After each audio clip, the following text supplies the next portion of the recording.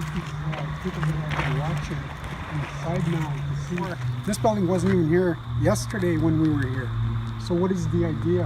What are you planning? Okay, again, meeting with police and trying to create that open dialogue with them. One of their main concerns was product safety. So I am addressing that concern by growing our own products. So we know exactly what's in that product. Again, it's all organic, all natural, no chemicals. For combating bugs and stuff, we get other bugs. So we use natural sources to grow our product.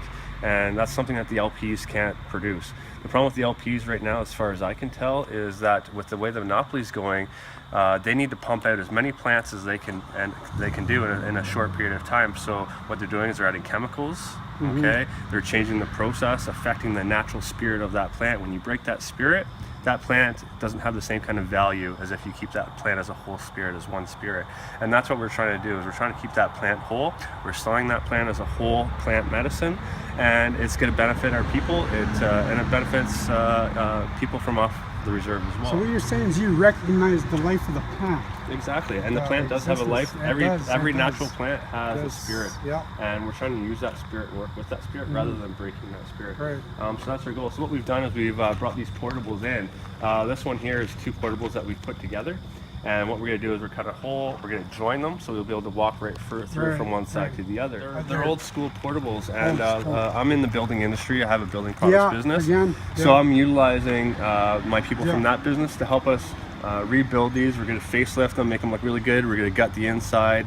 We're going to waterproof the floor, and we're trying to do this to the best, most sanitary way we possibly can. There'll be a protocol for how you enter the building, how you leave the building, and again, we don't want to contaminate our product, so everything's going to be self-contained within that. So what you see before us is what you see now today, but within a week, 2 weeks, you're going to see totally different. Absolutely.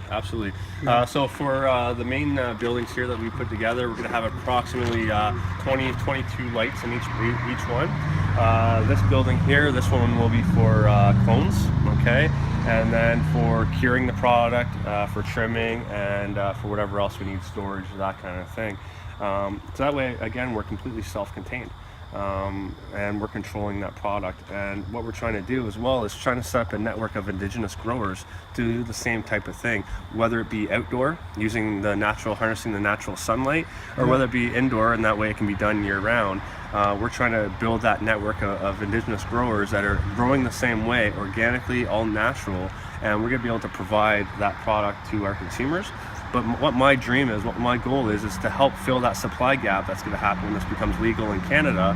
I have a feeling, or I'm hoping, that the governments will turn to Indigenous people to help fill that supply gap. Because on reserve here, we've got some fantastic growers that have been hiding underground. Again, we've been using this medicine for years, but we've had to hide it because of worry of criminal litigation and that kind of thing. So now we don't need to worry about that. We need to come out, and by doing this, we help our people, and there's a very strong chance that we can help people off reserve as well. Most of what you've done here is taking action. There's a lot of people out there now that are kind of just talking about it, just sitting on the sidelines and mostly just talking about it. But what you've done here is just by noticing your shop, your store, and now you're progressing with this here, right? Yes. So he's actually taking action. Absolutely. And by doing this, by working with the plants, we're becoming more grounded. We're becoming part of that plant as well. The more we interact with it, the more we learn about it, and the more we can benefit from it. So all my staff will be trained on how to grow plants.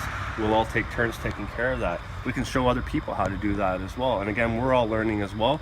But if we work as a cooperative, we can take other people's knowledge and apply it here, and we can try different things. And what we can do is create a sustainable economic boom with Indigenous growers on reserves, supplying reserve dispensaries and supplying the open market. So what you're saying is your interest is not only to benefit yourself and your family and other members of your community, but also to benefit other First Nations communities that would like to follow this model. Absolutely. Or other ideas. And not just First Nations, also, non-natives as well. Again, you look at the medicine wheel, it's a circle, and we have all the colors of our people, inside that circle. And in the center of that circle, is a dissecting line, and that's where we all meet. So it doesn't matter skin color, race, religion, any of that kind of stuff. We all fall within that circle, and we can all work together to benefit each other.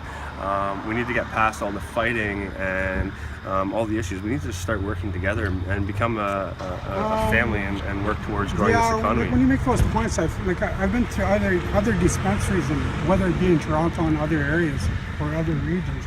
But when I come here, the setting is comfortable, but you seem to be focused heavily on medicinal, and the points that you just made, like those are pretty heavy points, and just the whole angle of medicinal. Absolutely, and I believe in that. When I first got into this, I'm 37 years old. I don't have a lot of aches and pains yet. I use cannabis myself for anxiety, and I find it helps for that. But I don't have a lot of the other issues that other people have. And what's really opened my eyes here is we got all these people coming in, and we're having over 300 people a day come in here now, and a lot of them are baby boomers. But it's amazing to see how much this plant can help with different ailments with people. We have MS, we've got colitis, we've got Crohn's, we've got chronic pain, arthritis. There's so many issues, headaches, migraines. We have all these people coming in here, and we're hearing their stories. They're telling us about how this medicine has been able to help them. And for me, you always hear these things, but all anecdotal. But when you're actually hearing it from the source, from the people that it actually help, it really opens your eyes to the benefits of this plant. And that's what people need to understand, is that with a little bit of education and awareness, we can totally change the mindset of how people have been looking at this.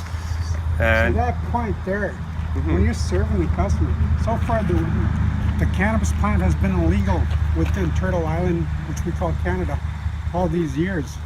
So how do you feel about that now, being able to serve these people? The medicinal value of the plant, right? The guy comes in with cancer, the guy comes in with other ailments, and now you're able to do service. Absolutely, and I think it's so important. But on that same note, I do always encourage people to talk to their doctors as well. I don't present myself present the cannabis plant as the be-all, end-all of medicine. Exactly. Yeah. But it can also be used in conjunction with traditional medicines. It can replace some traditional medicines, but I do encourage people to talk to their doctors. If you don't have that option to be able to talk to your doctor, come talk to us, because we can put you in touch with a doctor that will help you and talk to you, and that's open about cannabis and understands the benefits of it.